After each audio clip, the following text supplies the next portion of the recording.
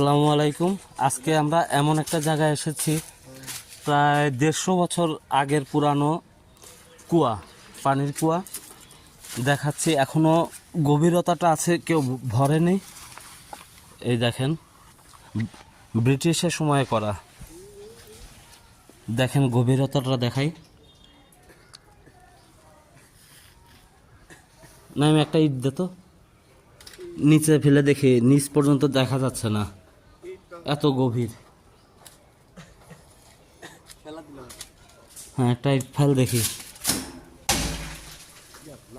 বাবা, নিচে এখনো পানি আছে, ভয়ঙ্কর। এর ভিতরে যদি কেউ আর কি পরে, তার বেঁচে ফেরা সম্ভব না। দেখেন কোন পরিবেশে এত বছরের স্মৃতিটা আছে।